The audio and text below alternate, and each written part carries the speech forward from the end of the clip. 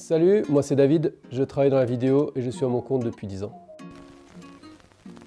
Alors, est-ce que c'est le métier qui m'a choisi ou c'est moi qui l'ai choisi? Je pense que c'est le métier qui m'a choisi.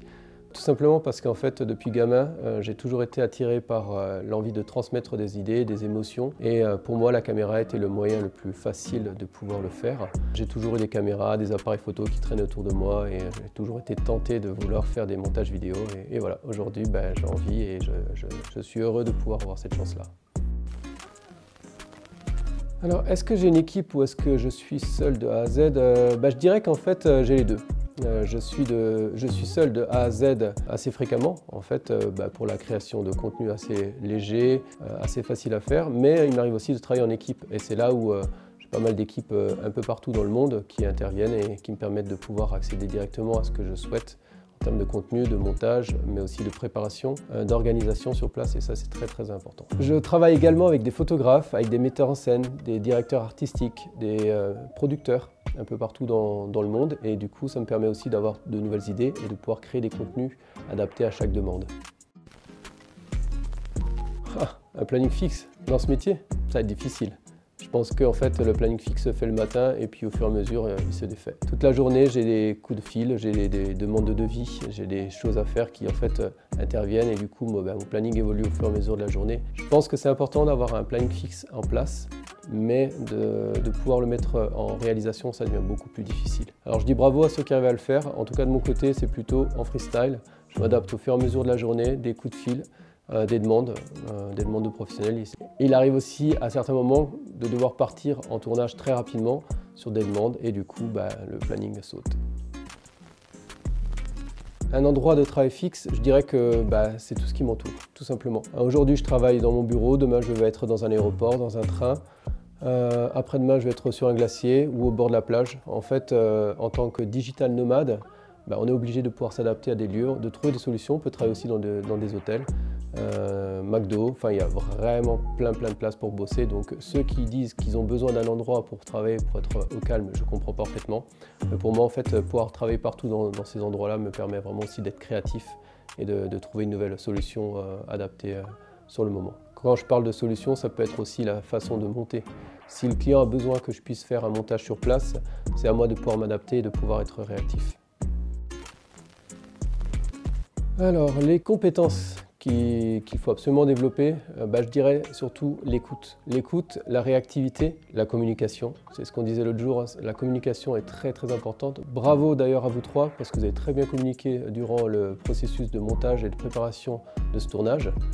Je vous remercie de m'avoir tenu au courant, de m'avoir expliqué vos idées, de m'avoir permis de pouvoir voir vers où vous vouliez aller. Continuez comme ça, la communication est très très importante dans notre métier, d'ailleurs c'est notre base, hein, c'est de pouvoir donner des informations qui soient précises et justes aux gens. Donc pour moi, je dirais que les qualités importantes et nécessaires sont l'organisation, la communication, la réactivité et surtout l'écoute. Parce qu'en fait, un client qui va vous demander des choses, il va falloir que vous puissiez l'écouter et non être dans vos idées et puis arriver après à la maison en disant « Ah, comment je fais là? Est-ce que j'ai pris suffisamment de notes? Est-ce que j'étais dans ce que le client me demandait ?» Donc pour moi, voilà, c'est l'écoute avant tout et pouvoir comprendre. C'est en fait avoir de l'empathie, savoir se mettre à la place de l'autre et de pouvoir comprendre ce qu'il a comme besoin et non de se dire « Ok, je vais faire une vidéo pour moi et le client va s'adapter après. » Voilà les compétences que je pourrais vous donner. Quelles sont les meilleures qualités à avoir? Je dirais tout simplement d'avoir toujours le sourire, en tout cas d'être au maximum de vos possibilités, d'être accueillant, d'être chaleureux avec vos clients, de les écouter, de les faire se sentir chez eux, à l'aise lors d'un tournage. Les autres qualités, comme je vous disais, c'est l'écoute. L'écoute tout simplement parce que c'est ce qui va permettre d'avoir un film de qualité et non juste un film qui va être à votre image. Et puis après, c'est surtout être organisé. Organisé, constructif et savoir où on va dans chaque prise de vue, dans chaque montage, même dans l'organisation. Pour moi, ça fait aussi partie de qualité à avoir. C'est la capacité de pouvoir s'adapter à des lieux et à des endroits. Qu'est-ce qu'on ne voit pas de l'extérieur? Tout simplement l'organisation, le temps de préparation, le temps de recherche créative, toutes les allers-retours qu'on va avoir aussi avec la préparation. Donc ça va être la recherche d'hôtel, la recherche de lieux, la recherche d'organisation pour la route. Il y a toute la partie de préparation, donc le matériel aussi. préparation des caméras, de savoir quel type de caméra, les objectifs, s'il y a des interviews, est-ce qu'il faut quel type de lumière aussi. La lumière va être importante sur un tournage. Voilà, et puis le temps aussi de montage derrière. Tout ça, on ne le voit pas. C'est vraiment la partie cachée de l'iceberg. Toute cette partie où on va passer des heures à chercher des idées, à essayer de faire un montage qui est constructif, qui prend de l'idée, prend de la forme. Par rapport aux recherches qu'on a pu faire avant, voilà, moi, ce que je pourrais vous donner comme idée, c'est voilà, c'est tout ce qu'on ne voit pas derrière et toute la création et toute la préparation. Pour moi, les 3 outils indispensables pour la réalisation, c'est l'ordinateur, la caméra, et puis après, c'est moi, tout simplement. Pourquoi? Parce qu'en fait, ces 2 éléments-là vont être importants, la caméra et l'ordinateur pour la recherche créative et pour l'exécution. Et puis le troisième, c'est moi-même. En fait, je suis l'outil qui va permettre de pouvoir mettre tout ça en place. Donc en gros, si je ne suis pas en forme, je ne pourrai pas être efficace et du coup, il n'y aura rien qui va sortir. Par contre, si je suis efficace, donc en forme, je vais pouvoir créer des contenus qui vont être adaptés et ça va se ressentir sur le montage. Qu'est-ce qui me plaît le plus dans ce métier? Je dirais tout simplement la rencontre des gens, l'humain, les voyages aussi bien sûr, mais avant tout c'est l'accès à la connaissance, c'est-à-dire qu'avec une personne je vais pouvoir échanger sur sa vie, sur ses expériences de vie, sur ce qu'elle a vécu, où elle est allée. Pour moi c'est vraiment cette chance-là, c'est de pouvoir accéder à la connaissance et à des endroits incroyables.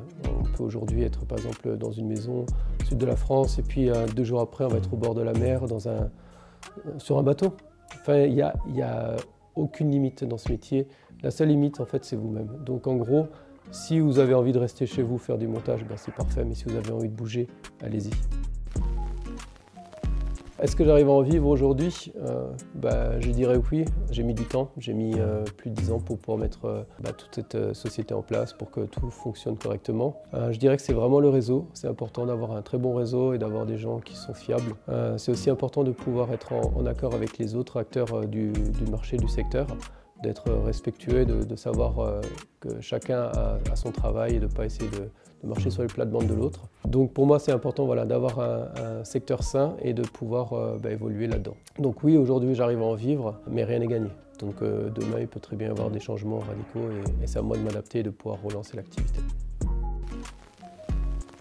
Si j'ai un conseil à vous donner, en fait, c'est tout simplement de vous accrocher. Ça va être difficile. Ne comptez pas vos heures. N'espérez pas pouvoir créer une vidéo du premier coup. Faites-en plein. Les premières seront nulles. Ça c'est sûr. Moi je suis passé par là, il y a plein qui sont passés par là. Mais ne soyez pas découragés. Ça va être important de pouvoir s'accrocher et de fur et à mesure de pouvoir évoluer. Bouger aussi. C'est le conseil que je peux vous donner, c'est ne restez pas fixe, ne restez pas chez vous. Allez vraiment à la rencontre des gens, allez voyager, découvrir. Prenez votre appareil à la main. Au début, ça va être votre continuité. Vous allez passer beaucoup de temps avec. Qu'est-ce que je pourrais encore donner comme conseil aux jeunes? Croyez en vos rêves aussi. Croyez en vos rêves parce que c'est important de pouvoir se dire « Ok, j'ai cette idée en tête et j'ai envie de la mettre en place et je vais me donner les moyens. Je vais pouvoir mettre en place des idées, mais aussi une solution de financement. Je vais chercher, si je dois travailler à côté, faire un petit job à côté à 50%, je vais le faire, mais je vais chercher vraiment la solution pour accéder à cette idée de rêve et de réalisation. Donc pour moi, voilà, croyez en vos rêves, donnez-vous les moyens, bossez dur, ne comptez pas vos heures et puis je pense que ça va le faire.